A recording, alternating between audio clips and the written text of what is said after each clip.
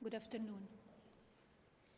The lies linking me with the disgraceful Jeffrey Epstein need to end today. The individuals lying about me are devoid of ethical standards, humility, and respect. I do not object to their ignorance, but rather I reject their mean-spirited attempts to defame my reputation. I never been friends with Epstein. Donald and I were invited to the same parties as Epstein from time to time, since overlapping in social circles is common in New York City and Palm Beach. To be clear, I never had a relationship with Epstein or his accomplice, Maxwell. My email reply to Maxwell cannot be categorized as anything more than casual correspondence. My polite reply to her email doesn't amount to anything more than a trivial note. I am not Epstein's victim. Epstein did not introduce me to Donald Trump. I met my husband by chance at a New York City party in 1998.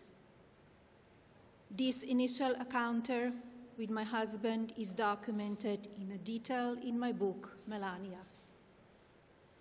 The first time I crossed paths with Epstein was in the year 2000 at an event Donald and I attended together. At the time, I had never met Epstein and had no knowledge of his criminal undertakings.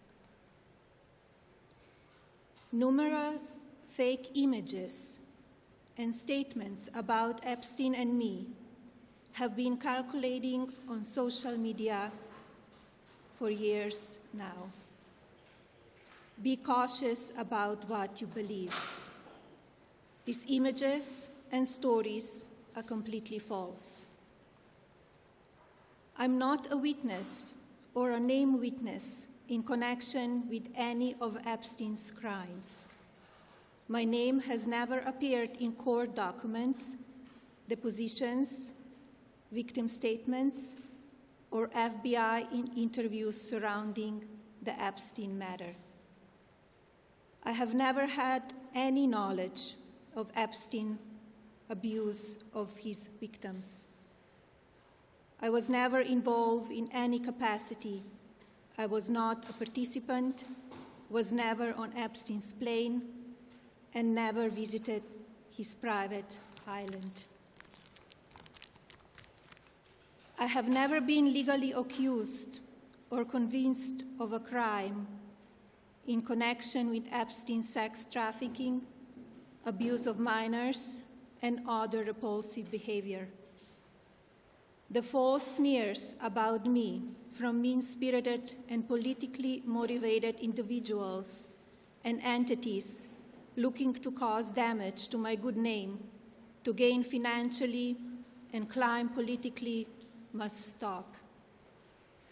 My attorneys and I have fought these unfounded and baseless lies with success and will continue to maintain my sound reputation without hesitation. To date, several individuals and companies have been legally obligated to publicly apologize and retract their lies about me, such as Daily Beast, James Carville, and HarperCollins, UK. Now is the time for Congress to act. Epstein was not alone.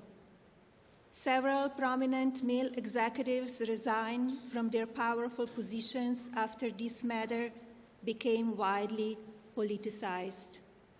Of course, this doesn't amount to guilt, but we still must work openly and transparently to uncover the truth. I call on Congress to provide the women who have been victimized by Epstein with a public hearing specifically centered around the survivors. Give these victims their opportunity to testify under oath in front of Congress with the power of sworn testimony. Each and every woman should have her day to tell her story in public if she wishes, and then her testimony should be permanently entered into the congressional record. Then, and only then, we will have the truth. Thank you. Secretary Lutnick to continue serving. Support journalism you trust. Support PBS News. Donate now, or even better, start a monthly contribution today.